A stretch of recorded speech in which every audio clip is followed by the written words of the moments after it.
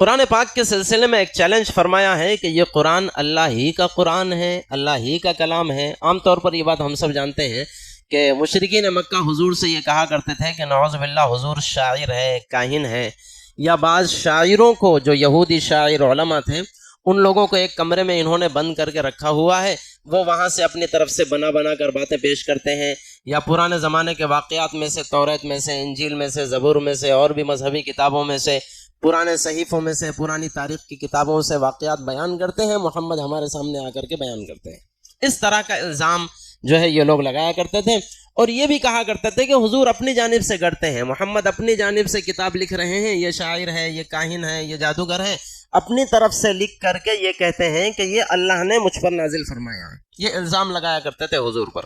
تو اللہ تبارک و تعالیٰ نے اس کے جواب میں یہاں ایک چیلنج فرمایا ہے، اور وہ چیلنج یہ ہے وَإِن كُنتُمْ فِي رَيْبٍ مِّمَّا نَزَّلْنَا عَلَىٰ عَبْدِنَا فَأْتُوا بِسُورَةٍ مِّن مِّثْلِهِ وَادْعُوا شُهَدَاءَكُم مِّن دُونِ اللَّهِ إِن كُنتُمْ صَادِقِينَ۔ خلاصہ اس کا یہ ہے، اگر تم یہ کہتے ہو کہ یہ محمد نے پیش کیا ہے تو اس جیسا کلام تم بھی لا کر کے پیش کر دو۔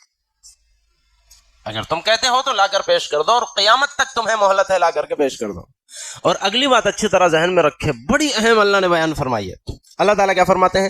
وَادْعُوا شُهَدَاءَكُم مِّن دُونِ اللَّهِ۔ بڑا خوبصورت نقطہ ہے، اس کو سنیں۔ اللہ تعالیٰ فرماتے ہیں وَادْعُوا شُهَدَاءَكُم مِّن دُونِ اللَّهِ إِن كُنتُمْ صَادِقِينَ۔ اگر تم چاہتے ہو کہ کسی کو بلا لیں اپنی مدد کرنے کے لیے تو اللہ کے علاوہ جس کو بلانا چاہو سو بلا لو۔ میرا جملہ ذہن میں رکھیں، اللہ کے علاوہ جس کو بلانا چاہو بلا لو۔ کیا مطلب؟ تمام شاعروں کو جمع کرنا چاہو، اللہ کے علاوہ ہے، جمع کر لو۔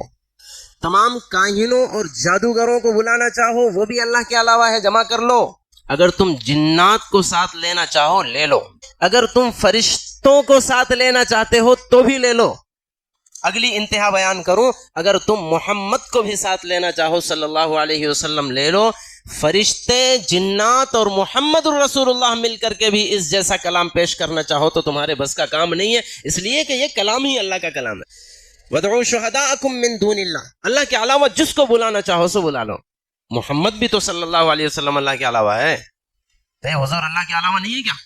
حضور اللہ کے علاوہ ہے، حضور کو بھی ساتھ لے سکتے ہو تو لے لو۔ وَادْعُوا شُهَدَاءَكُم مِّن دُونِ اللَّهِ إِن كُنتُمْ صَادِقِينَ۔ اگر تم اپنے قول میں سچے ہیں نا تو لا کے بتاؤ۔ اور آگے اللہ تبارک و تعالیٰ نے فرما دیا فَإِن لَمْ تَفْعَلُوا، اور اگر ایسا تم نہ کر سکو، یعنی اس کلام کا مثل پیش نہ کر سکو، فَإِن لَمْ تَفْعَلُوا، آگے فرماتے ہیں وَلَن تَفْعَلُوا، اور سن لو ہم کہہ رہے ہیں تم پیش کر بھی نہیں سکتے۔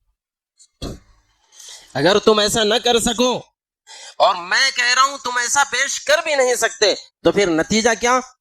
فَاتَّقُوا النَّارَ الَّتِي وَقُودُهَا النَّاسُ وَالْحِجَارَةُ، تو اس آگ سے ڈرو کہ جس آگ کا ایندھن پتھر اور انسان ہو۔